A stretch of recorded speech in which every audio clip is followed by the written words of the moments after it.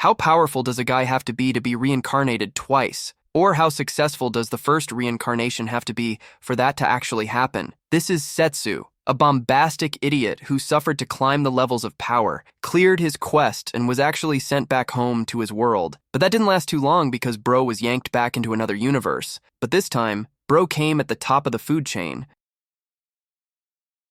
The anime started as the school day drags to an end. Setsu stares out the window like he's waiting for a dramatic rain scene. Yuhi, his childhood friend, struts over with too much energy for someone who just survived a full day of classes. Setsu tells her to leave, paranoid about some ugly rumors. Yuhi couldn't care less. Instead, she ruffles his hair like he's some stray dog and starts making fun of how he looks. She offers to cut it for him, and this spineless goat agrees. With a fresh trim and a whole new level of regret, he goes right back to staring dramatically out the window. But before he can get too deep into his tragic main character moment, the entire room is swallowed by darkness. A massive glowing magic circle appears right in the middle of the classroom. A second later, the whole class is sucked into the light. They land in the middle of an open field. Setsu, now bouncing like an overgrown golden retriever, immediately recognizes where they are and looks ready to burst with joy. His excitement lasts all of 5 seconds before a squad of armored magic users starts marching toward them like they mean business. The other students panic,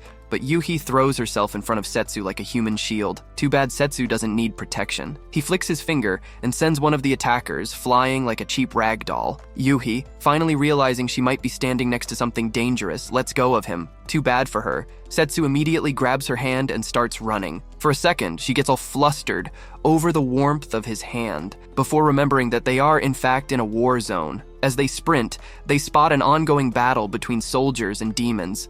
Setsu watches the endless fight and starts feeling something weird in his chest. Before he can process what an emotion is, a knight with striking blue hair rides in on horseback, yelling for them to get to safety because standing in the middle of a battlefield is, shockingly, a bad idea. Next to her, a blonde knight charges in with confidence, and the two of them take down demons like it's just child's play. After the battle, the students are dragged to meet the king. The guy is all smiles, welcoming them to the kingdom of Destinia and informing them that they are now champions who must fight demons. Bro summoned them, put them in danger, gave them an impossible quest, and had the audacity to shine his dentition in front of them. As they leave the throne room, Setsu tells Yuhi he'll keep her safe. The next day, hero training begins. Everyone sucks at magic, except Yuhi, who somehow manages to summon fire. Setsu decides to wander around the castle. While exploring, he bumps into the blue-haired knight, who does not look thrilled to see him. She asks why he's talking to her so casually despite her rank. She says he reminds her of a hero from 5 years ago, but warns him to get back to training. Naturally, he ignores this and challenges her instead. She picks up a wooden sword, ready to spar, and swings. He dodges effortlessly, making her lose balance.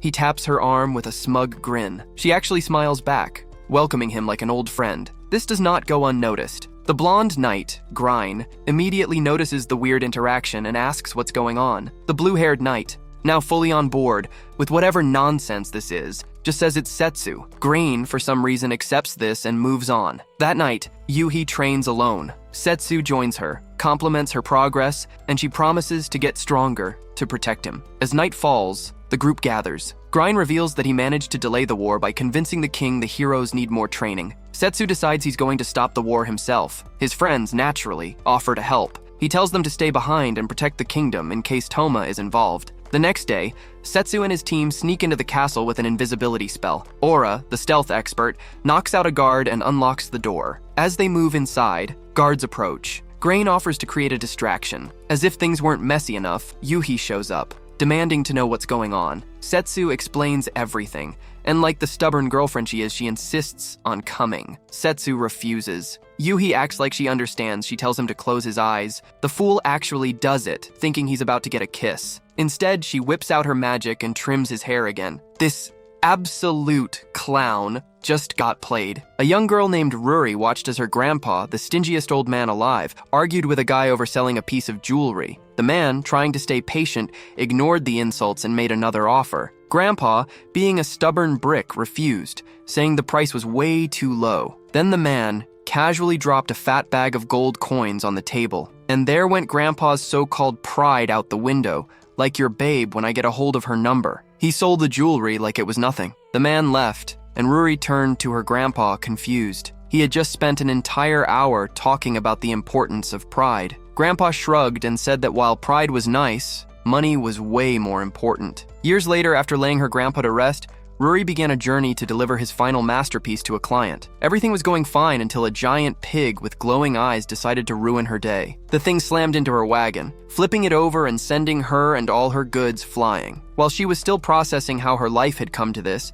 she scrambled to grab a box from her bag. Before she could react, the pig was right in her face, looking like it was about to turn her into a pancake. Just as she thought it was over, a wild Setsu appeared and defeated the pig like it was nothing. He asked if she was okay. He even offered his hand to help her up, acting like a proper hero for once. Then he made a comment about her grandpa. This caught Ruri off guard. She swore she had heard a customer say something similar before. While she was lost in thought, Setsu asked if she was okay for the second time. Ruri, realizing she was about to lose her free security, called him back and asked for help as her bodyguard. Setsu hesitated, but he agreed to escort her to the nearest town. In the busy port town, Ruri shared her grand plan to board a ship to the demonic continent. But when they got to the docks, the ship captain crushed her dreams immediately, saying no ships were sailing there. Ruri ran from ship to ship, begging for a ride. She got rejected every single time. As the night rolled in, they sat down for food. Setsu, between bites, finally asked what her next move was,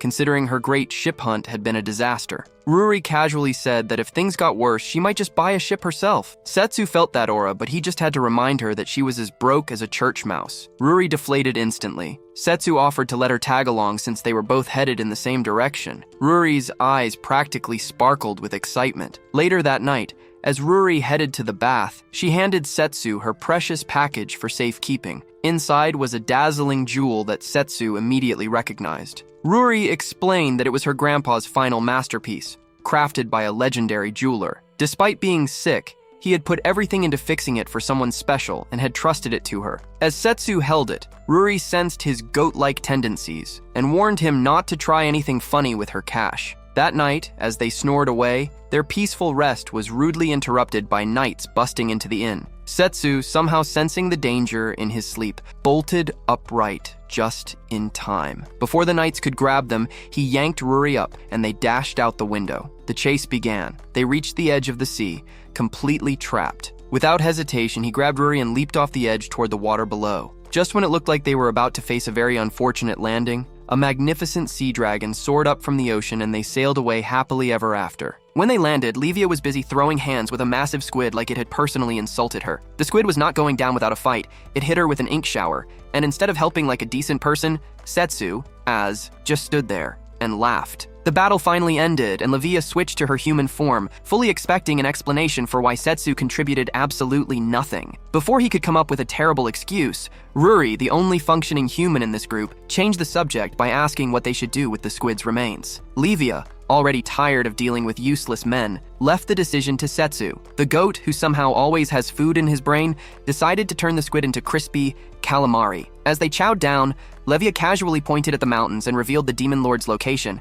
adding that she remembered some old chats with Desastre. Ruri, mid-bite, nearly choked. She couldn't believe Livia knew Desastre. The shock wasn't over. Before she could properly chug down the news of her knowing Desastre, Livia hit her with the biggest news of the day. Desastre was actually the demon lord. Ruri almost became a ghost. 3 demon kids appeared out of nowhere and immediately started causing trouble. One of them suggested that Setsu and Livia were having a lover's spat and that Setsu, as the man, should apologize first. Setsu shuts them up, like I'd like to shut my girl up, by shoving meat into their mouths. The plan backfired because the kids loved it and started begging for more to take home. The whole group trotted off to the demon village. Once they arrived, they found out the villagers were miserable because the squids had ruined their fishing. Setsu offered his squid leftovers for a feast. The villagers, stunned by this sudden generosity, decided to treat Livia like royalty, showering her with top-tier food and drinks. Meanwhile, Setsu worked his so-called culinary magic, slicing and dicing the squid like a professional. As events unfolded, Vlad saw the village lights and assumed an attack. He sprinted in, ready for imaginary foes. Meanwhile, Livia found Ruri acting oddly, but Ruri insisted it was juice, not alcohol. Before Livia could process that nonsense, Vlad crashed through the stage wall. Realizing his overreaction, he awkwardly stood there, pretending it was intentional. Later, while Livia ate, Vlad apologized. Setsu arrived as Vlad revealed Desastre faced forced marriage to Taran, a corrupt businessman using a cursed necklace for power. Worse, war had begun, and peace messengers vanished. Vlad brought the kind of news that could make a kingdom panic. Setsu had disappeared. Destina was left in the dark, and nobody had any clue where the overgrown goat had run off to. Standing by the window like a tragic movie character, Desastre swore to keep the peace between humans and demons. Turning to Vlad, her most loyal headache, she handed him the responsibility of making sure the peace treaty didn't crumble under pressure. Just a month before Setsu's dramatic reappearance, Desastre had taken a casual stroll through the bustling streets of her city. Vlad tagged along. As they chatted about the old bridge, a symbol of their friendship, the thing suddenly collapsed beneath them. Days later, under the cover of a stormy night, a messenger crashed into Desastre's chambers with urgent news. The Destina army had launched a surprise attack on their territory. Vlad, already skeptical of everything, immediately smelled something fishy. Desastre, not about to let her city fall apart, sent out her demons to investigate what was really going on. Meanwhile, Taran, the human equivalent of a walking sales pitch, slithered his way into her throne room. He presented himself as a problem solver, offering the power of his massive trading company to stop the conflict. Of course, this wasn't charity. The price? Desastre's hand in marriage. To really sell his terrible idea, Taran whipped out a necklace that practically oozed with dark energy, calling it a symbol of their unity. Desastre's generals, seasoned warriors with actual common sense, immediately saw the curse on it. Vlad, never one to hold back, practically exploded in outrage, shooting down Taran's ridiculous proposal. Taran, unfazed, left, throwing out a final ominous warning like some second-rate villain. Later in her office, Desastre wrestled with the decision. Vlad, still fired up, stormed in to remind her that she had a whole army at her disposal. But Desastre couldn't just brush off Taran's offer. That same night, the slimy merchant met with a mysterious figure, bragging about how easy it was to manipulate Desastre. His company had its claws deep in the demonic kingdom, making it unnecessary to drag the war out any further. The hooded figure, clearly unimpressed, reminded him that the real boss was calling the shots. The big day arrived, and Desastre and Taran stood ready to exchange their fake romantic vows. Taran, feeling extra dramatic, lifted the cursed necklace, claiming it symbolized global peace through their alliance. Desastre hesitated, her mind racing. Just as things got awkward, an image of Setsu flashed in her head, giving her the worst case of false hope. Then, as if summoned by her thoughts, the idiot himself crashed into the scene, causing chaos like only he could. With a loud, ridiculous declaration, Setsu inserted himself into the situation like a self-proclaimed knight in shining armor. Disaster, already overwhelmed, knew her headache had arrived. Taran, now sweating, demanded answers from Setsu, who just stared him down like a predator eyeing its next meal. A shadowy figure zipped toward her, striking with an attack called Shadow Stab. The attacker smirked, mocking her aquatic skills and holding her in place. Just as things got dicey, Setsu, suddenly useful for once, sent the attacker flying. The enemy, now realizing they were dealing with something dangerous, tried to retaliate. Setsu effortlessly dodged every move, countering like it was a warm-up exercise. With the attacker cornered, Setsu demanded answers. The enemy cryptically mentioned reporting to his boss before pulling a classic villain move and escaping dramatically through the chapel wall. Desastre, too tired for this nonsense, ran up and hugged Setsu, relieved to see him alive. Setsu, still riding the high of being important, quickly realized that the guards were more than just hired muscle. His suspicions were confirmed when he got a closer look at Taran's cursed necklace. While everyone debated their next move, Livia, exhausted from the day's chaos, said she needed a break before charging into another battle. During the blazing hot summer, Setsu, the world's most pathetic goat, brushed off Yuhi's invitation to hang out. He blamed the scorching sun, but everyone knew he was just lazy. Time passed, and their friendship kept simmering like a pot about to boil over. One day, while wandering the neighborhood, they stumbled upon a massive, flashy sign advertising a fancy study center. Yuhi, ever the dreamer, turned to Setsu, eyes sparkling, wondering if joining that place would help them get into their dream high school. Setsu, lost in whatever useless thoughts filled his cow brain, didn't respond immediately. She signed up for the study center. Her excitement quickly disappeared when her practice test scores turned out to be an absolute disaster, dragging herself home, feeling like a pancake that had been run over. She got stopped by a group of shady people promising fun instead of studying. Just as she started doubting herself, Setsu appeared like an unwanted hero, shutting down their offer and telling them to get a better hobby. Yuhi, now suspicious, demanded to know why he showed up. Instead of giving a straight answer, the goat decided to be mysterious, leaving her more curious than before. Despite all his earlier doubts about her dream, he actually promised to support her. At this point, Yuhi had no idea if he was her biggest critic or her biggest cheerleader. Now, in the present, the students were training in combat magic under Aruka's watchful eye. Yuhi, as expected, was absolutely shining, impressing everyone with her raw power. Aruka, being the encouraging type, showered her with praise, boosting her confidence. While everyone else returned to their rooms, Yuhi made a bold move and asked Aruka and Grain for extra training. Later that night, under the moonlit sky, Aruka whisked Yuhi away to the highest point of the castle walls. The city below glowed softly in the night, and Aruka took the chance to explain just how much effort Setsu had put into maintaining peace. In response, Aruka suggested a sparring match to test Yuhi's skills. With staffs in hand, they clashed in an intense but friendly duel. Aruka acknowledged Yuhi's strength, but pointed out areas for improvement. Then, because normal training wasn't hard enough, Aruka took Yuhi to a disgusting sewer filled with monsters. Soldiers use this place for extreme training, and Yuhi was about to experience it firsthand. As they paused, a massive crocodile-like creature burst from the murky waters. Yuhi, proving she was still human, froze in fear. Yuhi approached the creature, focusing on her magic. Channeling her strength, she unleashed a blazing fireball. The creature reeled back, but before she could celebrate, it lunged again. Reacting fast, Yuhi jammed her staff into its mouth, barely dodging the attack but getting a scratch on her arm. Aruka yelled for her to finish it, and with one last fireball, Yuhi sent the creature staggering backward. Trial complete. Later, Tia dropped by to check on Yuhi's injury. After patching her up, she questioned Yuhi's extreme loyalty to Setsu. Yuhi, without hesitation, revealed that Setsu had been her support system for as long as she could remember. No matter how many times he annoyed her, she still felt the need to repay his kindness. Tia, satisfied with her answer, wished her well and left. That evening, Grind found Yuhi deep in thought. They chatted, and he reassured her that feeling hesitant about taking a life was normal. He encouraged her to find her own way to be strong. The next day during training, Yuhi's fire magic went from impressive to terrifying. One blast from her staff left a massive hole in the ground, making everyone take a step back. That night, still determined to prove herself, Yuhi dragged Aruka back to the sewer. This time, when the monster emerged, Yuhi unleashed an even stronger fireball, knocking it out instantly. Aruka, impressed but also a little wary, watched as Yuhi confidently reminded her that she wasn't here to take lives, just to protect others. Days later, Grind gathered the students and dropped a bombshell. They were heading to the demonic continent soon. He urged everyone to prepare both physically and mentally for the challenges ahead. As the others left, Yuhi hung back, silently joining Setsu's crew at the top of the stairs, ready for whatever came next. As Setsu and Levia rode along the demonic continent, Setsu couldn't help but wonder why Levia was as calm as a cucumber, munching on cookies like her life depended on it. Meanwhile, he was still processing the fact that the war had completely messed up boat travel. Ever the genius problem solver, which he absolutely wasn't, he suggested using teleportation magic to speed things up.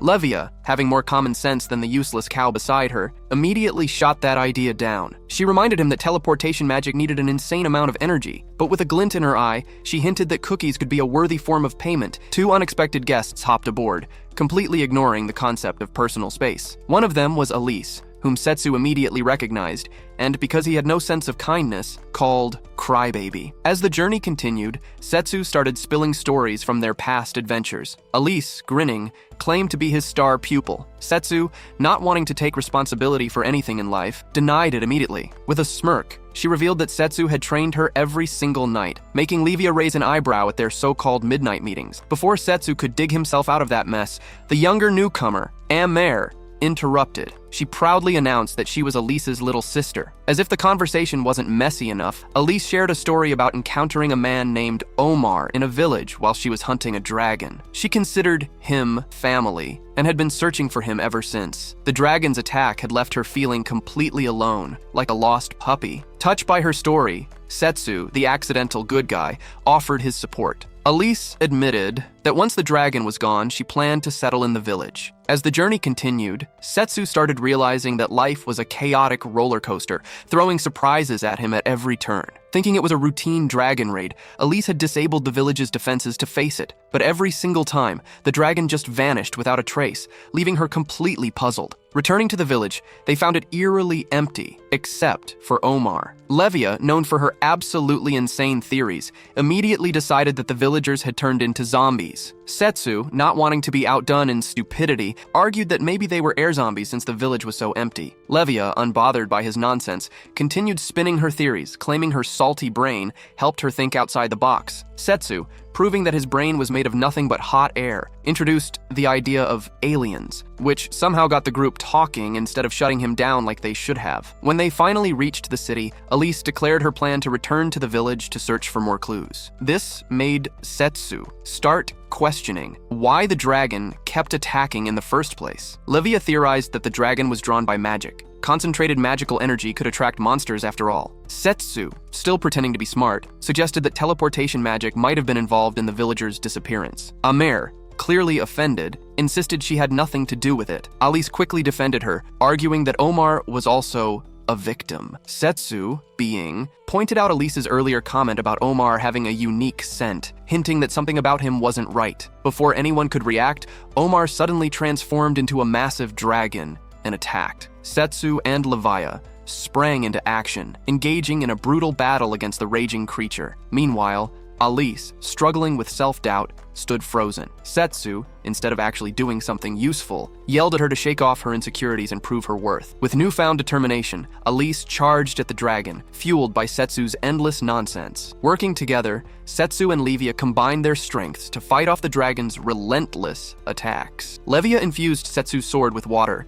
creating an opening for Alice. Seizing the opportunity, Alice landed the final blow. The dragon exploded into shimmering orbs of light before vanishing completely. Back in the village, Alice entered Omar's house hoping to find answers. Instead, she stumbled upon something much worse. Inside the dwelling, she came face to face with Omar, but this time, he wasn't alone. Flanked by an army of monstrous creatures, he finally revealed his true identity. Omar was nothing more than a mask. His real name was Mare, the mastermind behind the entire monster invasion. Days later, in the bustling town of Leeport on the Beastman continent, a beast girl named Shirono strolled through the streets, tail flicking in annoyance as villagers stopped her every 2 steps to shower her with food. No matter how many times she tried to refuse, these overly generous people kept insisting, acting like she was some legendary hero instead of a girl just trying to get home. The real reason for their kindness? Shirono had been making sure supply lines stayed safe, all for the sake of her sickly sister. Reaching home, Shirono found her sister, Mano, awake, but looking like she had lost a fight with life itself. Fearing for her health, Shirono wasted no time forcing medicine down her throat, determined to make her feel better. Mano, drowning in guilt over her own weakness, found comfort in Shirono's unwavering support. She swore she'd find a cure no matter what. Meanwhile, Setsu and Levia, the most chaotic duo to ever exist, were getting absolutely roasted by an angry boatman. Their dreams of sailing away crumbled instantly as the boatman's rage hit them like a tidal wave. Instead of fixing the situation, Setsu made it worse by running his mouth. Levia, already on the edge, had to hold back her magic before she turned the whole place into a water park. Just as the situation was about to explode, Setsu finally apologized. Meanwhile, Shirono, slipping through the crowded streets like a shadow, had her own mission to complete. Just as she was about to reach her goal, fate smacked her in the face, literally. A flyer with Setsu's face on it fluttered into her hands. She stared at it, debating whether this was destiny or just another headache waiting to happen. While stuffing his face at an inn,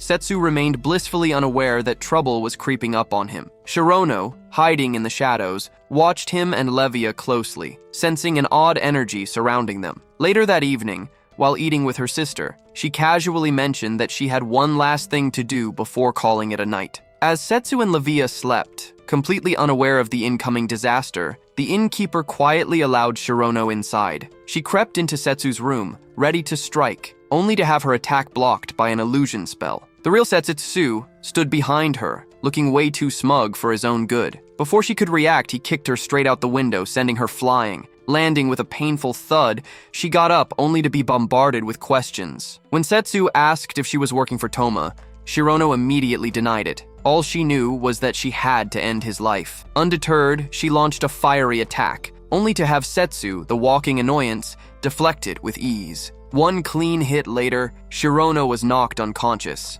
A strange glow surrounded her, making Levia suspicious of cursed magic. When she woke up, she found herself at home with Setsu and Levia standing over her. Furious, she tried to retaliate, but Mano quickly held her back, explaining how Setsu had saved her. Shirono, still skeptical, played along after catching Setsu's silent signal. That's when Setsu, somehow noticing what no one else had, turned his attention to Mano. The dark aura from her necklace was practically screaming that it was cursed. With a serious expression that was rare for him, Setsu cast a light spell, exposing the sinister energy trapped in the necklace. Levia brought up the danger of Toma's influence, but Setsu stayed focused on saving Mano. Shirono, willing to do anything to help her sister, swore her loyalty to Setsu. He reassured her that Mano would be fine, and summoned his enchanted blade to break the curse. As his sword's magic activated, the innkeeper suddenly hurled a blade straight at Setsu. Shirono, acting before she could think,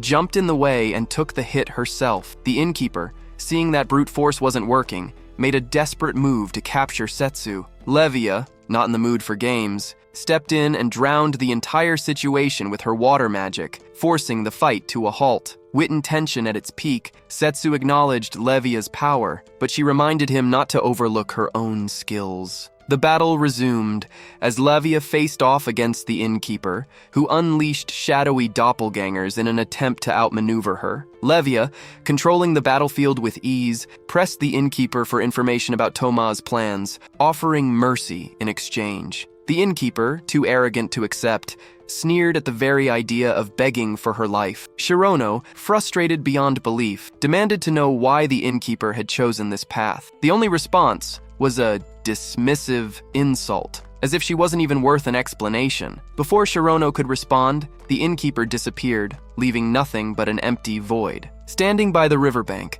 Shirono stared at the empty space where her enemy once stood, tears streaming down her face. Mano rushed to her side, holding her tightly as their grief blended together. Meanwhile, Setsu examined Mano's necklace, realizing it was identical to the one Taran had planned to give to Desastre. That single discovery opened a flood of new questions. Later, as they sailed down the river, Levia, exhausted, grumbled about how tired she was. Her complaints echoed over the calm waters as Setsu spotted Shirono and Mano standing by the river. He called for the boatmen to stop. The sisters pleaded to join them, offering their aid in battle. Setsu, turning to Levia for approval, received a simple nod. With that, Shirono and Mano officially joined the journey to the beast capital. The king sat through a meeting with his generals. It was less of a strategic discussion and more like a bunch of grumpy old men arguing about who stole their slippers. While they bickered like a flock of angry pigeons, the king heard a strange noise. His aide, Rose, went to check. Outside the castle gates, Setsu, in existence, was trying to convince the guards that he knew the king. They looked at him the same way people look at street performers who demand tips for bad tricks. His attempts were failing spectacularly. Shirono and Mano tried to step in,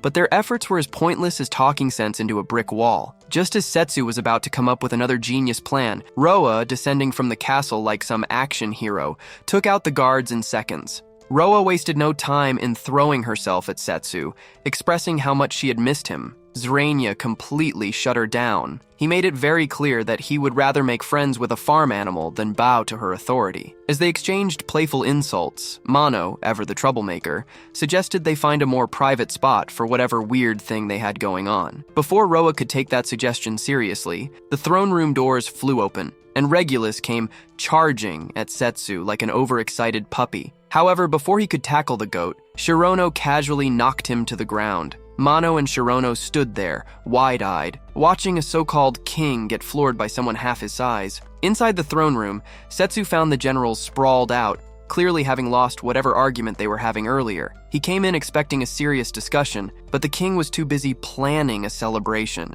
Ignoring the party plans, Setsu explained the massive threat of Toma's plan to wipe out both humans and demons. Regulus, eager to fight, wanted to go with him.